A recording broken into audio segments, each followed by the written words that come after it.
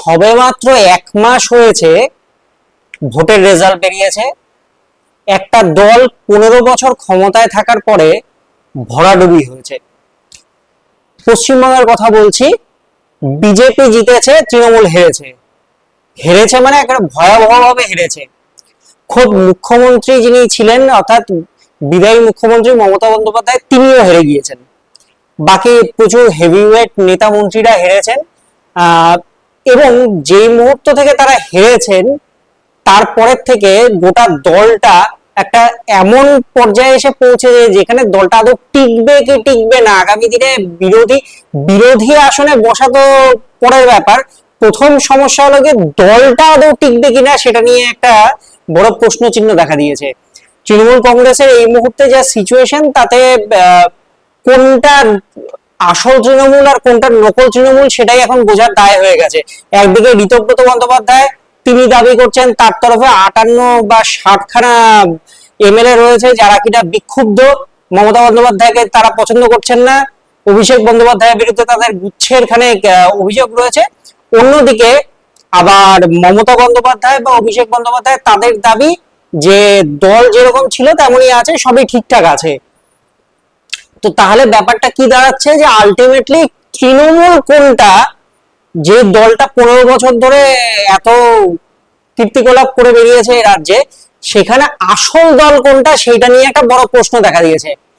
এবার যে বিষয়টা নিয়ে কথা বলবো সেই বিষয়টাতে আরো ভয়ঙ্কর পরিস্থিতি কি না, এই তৃণমূল কংগ্রেসের যে প্রধান কার্যালয়, অর্থাৎ প্রধান যে ভবন, তৃণমূল ভবন, সেটাতেই এবার নোটিশ পড়তে চলেছে বা সেখান তার বিরুদ্ধেই থানায় অভিযোগ হতে চলেছে।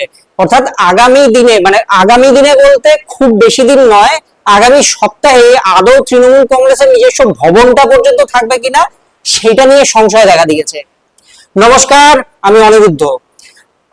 কথা হচ্ছে তৃণমূল কংগ্রেসকে নিয়ে শুরু থেকে যেটা বললাম, যে একটা দল যেটা তাসের ঘরের মতন ভেঙে পড়ছে, বিক্ষোভের আগুনে জ্বলছে একটা দল।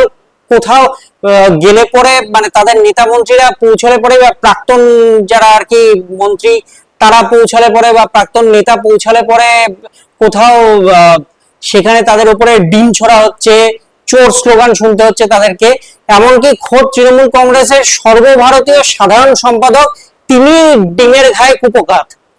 তো মুখ্যমন্ত্রী, প্রাক্তন মুখ্যমন্ত্রী মমতা বন্দ্যোপাধ্যায়, তিনি তো হেরেই গিয়েছেন, তার কথা আমি আর করছি না, যদিও তিনি সর্বভারতীয় তৃণমূল কংগ্রেসের এখনো সভানেত্রী রয়েছেন।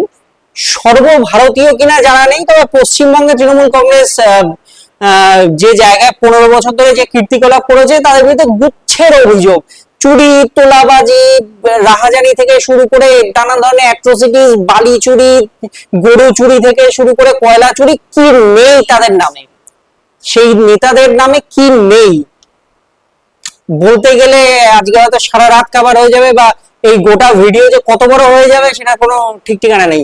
কোথাও শওকত মোল্লা, তো কোথাও অমুক, কোথাও অনুব্রত মণ্ডল, তো কোথাও মানে অন্যান্য নেতৃত্বের সমস্যা। তো এই যে গোটা একটা দল, যে দলটা মূলত দাঁড়িয়েছিল মাসেল পাওয়ার, মানি পাওয়ার, করাপশন থেকে শুরু করে তোলাবাজি থেকে শুরু করে মানে সমস্ত কিছুর মূলে ছিল এই দলটা। আলটিমেটলি তারা আবার স্লোগান দিত যে তারা নাকি উন্নয়ন করছে রাজ্যের, এমন উন্নয়নের চোর যে মানুষজন কি উন্নয়ন হয়েছে সেটাই আর বুঝে উঠতে পারছিল না। কারণ উন্নয়ন করতে যেখানে যেখানে উন্নয়ন হচ্ছে বলে দাবি করছে তারা, সেইখানেই উন্নয়নের থেকে বেশি কাটমানি থেকে শুরু করে অন্যান্য মানি, যেটা বললাম মানি পাওয়ার, সেইটা বেশি ঢুকছিল। তো যাই হোক, 2021 সালে যখন তৃণমূল কংগ্রেস বিশাল মার্জিন নিয়ে ভোটে জিতে আবার ক্ষমতায় আসে এই রাজ্যে, সেই সময় জাভেদ খান, যিনি কিনা তৃণমূলের বিধায়ক, সেই জাভেদ খান তিনি তার একটি জমি তৃণমূল কংগ্রেসকে দান করে, অর্থাৎ তৃণমূল কংগ্রেসের কাজের জন্য সেটাকে ব্যবহার করতে বলে, এবং সেখানে তৃণমূল কংগ্রেসের ভবন তৈরির জন্য সেটা ঠিক হয়, যে তৃণমূল ভবন সেখানে তৈরি হবে, সেটা ঠিক হয়। তপসিয়ার যে পুরনো বিল্ডিং যেটা ছিল সেটা 2004 থেকে অপারেট করছিল এবং 2021 পর্যন্ত সেখানে কোনো ধরনের কোনো সংস্কারমূলক কোনো কাজ হয়নি, কোনো কিছুই হয়নি, যার ফলে সেই ভবনটির একটা জরাজীর্ণ অবস্থা হয়ে যাচ্ছিল, অপরিসর সেই ভবন, সেখানে কর্মীদের বসার জায়গা ছিল না, একাধিক সমস্যা ছিল সেই বিল্ডিং এ, সেই ভবনটিতে। তাই সেই ভবনটিকে চেঞ্জ করে একটা প্রাসাদোপম ভবন তৈরি করবার জন্য প্ল্যান করা হয় এবং অভিষেক বন্দ্যোপাধ্যায় সেই নতুন ভবনের ভিত্তিপ্রস্তর স্থাপন করেছিলেন 2021 সালে, ঠিক ভোটের পরে পরে এই ঘটনা হয়। তারপরে ধীরে ধীরে ধীরে ধীরে সেই ভবন গড়ে ওঠে, কারণ সেটা প্রাসাদোপম ভবন হবে, প্রচুর টাকা সেখানে ইনভেস্ট হচ্ছে। কোথা থেকে টাকা আসছে, অত টাকা সেটা না আপনারা সকলেই জানেন, সেই বিষয়ে আর বিতর্কে গেলাম না। কিন্তু ব্যাপার হলো যে সেই ভবনটি মানে চোখ ধাঁধানো একটা ভবন তৈরি করার প্ল্যানিং ছিল। তাই মেট্রোপলিটন অর্থাৎ কলকাতার যে বাইপাসের ধারে মেট্রোপলিটন রয়েছে, সেখানে একটি বিল্ডিং তারা ভাড়া নেয়, তৃণমূল কংগ্রেস সেখানে ভাড়া নেয়। কার কাছ থেকে? না, তৃণমূলের বিভিন্ন অনুষ্ঠানে যে মানুষটা ডেকোরেটরের কাজ করতো, অর্থাৎ ডেকোরেটরের সমস্ত জিনিসপত্র সাপ্লাই করতো, সেই মনতোষ দাস তার কাছ থেকে একটা ভবন ভাড়া নেয়, তারই ভবন সেটা ভাড়া নেয় এবং সেখানে যাবতীয় দলের কাজকর্ম সেখানে করা হতো এবং সেটাই কেন্দ্রীয় ভবন হিসেবে চিহ্নিত ছিল এই মুহূর্তে, মানে মেকশিফট সেটাকে বলা চলে। এর পরবর্তী সময়ে সেটা 2025 পর্যন্ত একটা ট্রিটি বা একটা মানে ওই পেপার ওয়ার্ক করা ছিল যে 2025 পর্যন্ত সেই ভবনটিকে ব্যবহার করবে তৃণমূল কংগ্রেস এবং সেখান থেকেই সমস্ত কেন্দ্রীয় কার্যকলাপ করা হবে তৃণমূল কংগ্রেসের তরফে। 2025 সালে সেই চুক্তি শেষ হয়েছে, 2026-এ এসে তৃণমূল কংগ্রেসের ভরাডুবি হয় এবং তৃণমূল কংগ্রেস কার্যত তাসের ঘরের মতন লুটে গিয়েছে। এবার সমস্যা যেটা দেখা দিয়েছে যে সেই যে ভবনটা অর্থাৎ মেট্রোপলিটনের যে ভবনটা, সেই ভবনটা খুব সাজানো গোছানো একটা ভবন, খুব সুন্দর করে বিল্ডিংটা তৈরি করা। সেই মনতোষ দাস যিনি মন্টু বলে পরিচিত, সেই মনতোষ দাস তিনি বারবার করে তৃণমূল কংগ্রেসের কাছে আর্জি জানাচ্ছেন বা আবেদন করছেন যে সেই ভবনটিকে খালি করে দেওয়ার জন্য। কেন না, এই ভবনটাতে বিভিন্ন সময় বিভিন্নভাবে মানে যারা বিক্ষুব্ধ তারা সেখানে গিয়ে আক্রমণ করবার কথা বলছে, তারা হুমকি দিচ্ছে সেই ভবনে গিয়ে আক্রমণ করবে, নানানভাবে সেই ভবনের ক্ষতি করার একটা পরিকল্পনা তারা করছে বা এরকম শোনা যাচ্ছে।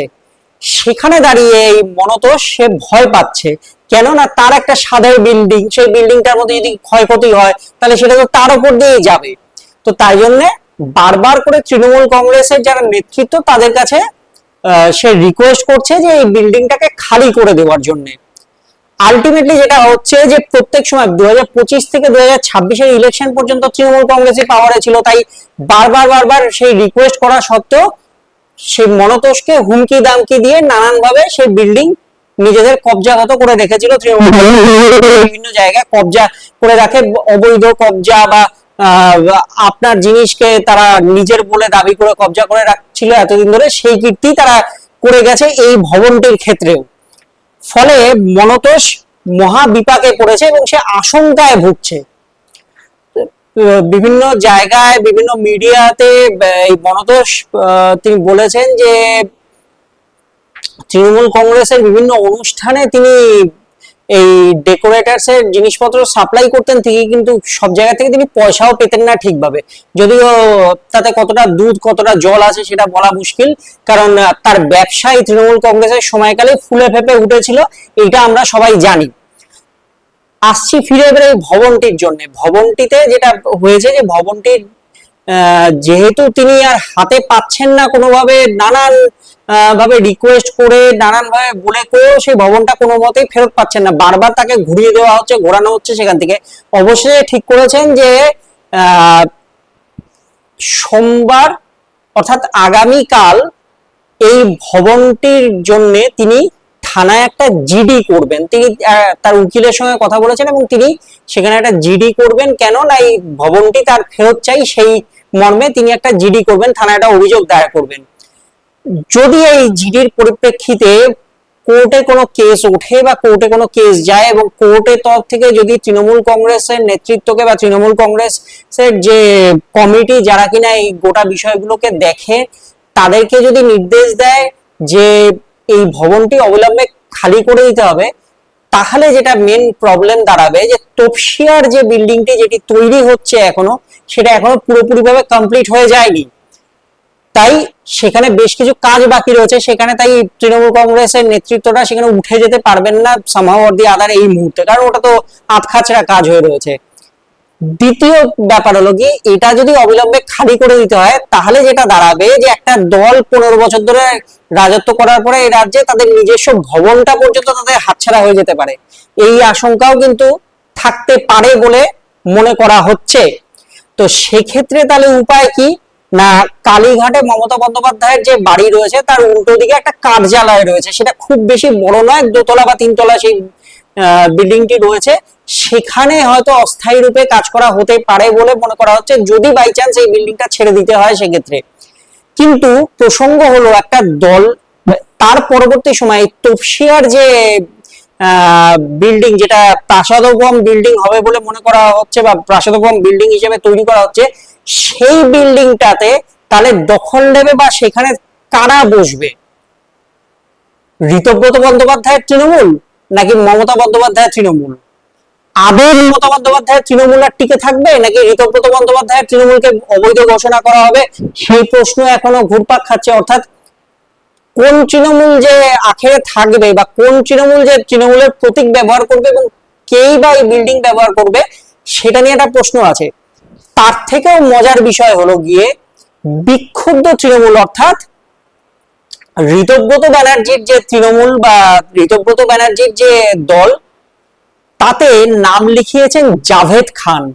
সেই জাভেদ খান যিনি তপসিয়ার ওই জমিটা দান করেছিলেন তৃণমূল কংগ্রেসকে।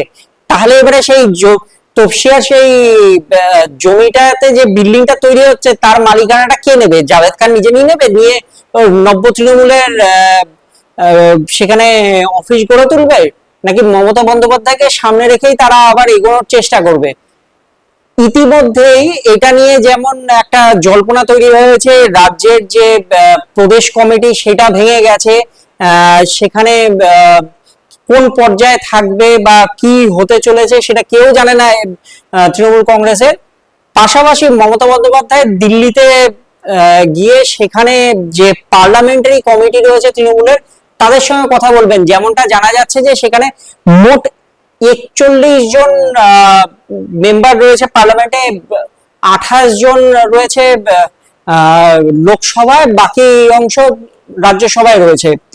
এই যে 41 জনের যে সংখ্যা, তাদের মধ্যে বেশিরভাগ অর্থাৎ ওই যে 28 জন যারা লোকসভায় রয়েছেন তাদের মধ্যে 24 জনই এই মুহূর্তে বিক্ষুব্ধ, তারা দল ছেড়ে বেরিয়ে যেতে পারেন এমনও শোনা যাচ্ছে। মমতা বন্দ্যোপাধ্যায় দিল্লিতে পৌঁছানোর পরে সেখানে বিক্ষোভ দেখিয়ে সেখানে তার কাছে তার সামনে দাঁড়িয়ে তারা দল ছাড়তে পারেন, নাকি তারা অন্য কোনো সিদ্ধান্ত নিতে পারেন, তেমনও সেটা হলে পরেও আশ্চর্য হওয়ার কিছু নেই, কারণ তেমনই একটা ইঙ্গিত মিলছে। ফলে ঘরে বাইরে সর্বত্রই মমতা বন্দ্যোপাধ্যায়, অভিষেক বন্দ্যোপাধ্যায় তারা প্রত্যেকেই একটা ভয়ঙ্কর চাপের মুখে রয়েছেন। দল কতটা টিকবে, আদৌ কি বিরোধী হিসেবে তৃণমূল কংগ্রেস বিধানসভায় বসতে পারবে, কোন পর্যায়ে এগোবে, কি কোন দিকে যাবে, তাদের বিল্ডিং তাদের ভবনটা কি আলটিমেটলি বাঁচাতে পারবেন, এই সমস্ত প্রশ্নই কিন্তু থেকে যাচ্ছে আগামী দিনগুলোতে। একটা ভয়ঙ্কর পরিস্থিতির দিকে এমন একটা পরিস্থিতি যেটা এর আগে কখনো দেখা যায়নি। বামেরা 2011-তে হেরে যাওয়ার পরে 2016-তেও তারা বেশ কিছু আসন জিতেছিল, কিন্তু কোনোদিন আলিমুদ্দিন স্ট্রিটের সেই মুজাফফর আহমেদ ভবন কে নোটিশ দেওয়া হয়েছে বা সেই মুজাফফর আহমেদ ভবনকে ছেড়ে তাদের চলে যেতে হবে এমন অবস্থা দেখা যায়নি। শূন্য হয়ে যাওয়ার পরেও সেই পার্টি অফিস ছেড়ে বামেদেরকে কোথাও যাওয়ার প্রয়োজন পড়েনি, বা কংগ্রেসের নিজস্ব যে কার্যালয় রয়েছে আমাদের রাজ্যে সেটাও ছেড়ে কংগ্রেসকে চলে যেতে হবে শূন্য হওয়ার পরেও, এমনটাও কিন্তু কোনোদিন দেখা যায়নি। কিন্তু এই এক বেনজির ঘটনা যেখানে তৃণমূল কংগ্রেস মানে এমনই ফাপড়ে পড়েছে যে তারা কোন দিকে যাবে সেটা তারা নিজেরাই এখনো বুঝে উঠতে পারছে না। দেখা যাক কি হয়, কোন দিকে এগোয়, আদৌ নিজেদের গড় টিকিয়ে রাখতে পারে কিনা তৃণমূল কংগ্রেস, অর্থাৎ নিজেদের ভবনটুকু টিকিয়ে রাখতে পারেন কিনা সেটা দেখার অপেক্ষায় আমরা রয়েছি। কোন দিকে যায় সেটাই এখন দেখার। ভিডিওটি ভালো লাগলে লাইক, শেয়ার ও কমেন্ট করুন, সেই সঙ্গে আমাদের সোশ্যাল মিডিয়াতে ফলো করুন। ভালো থাকুন।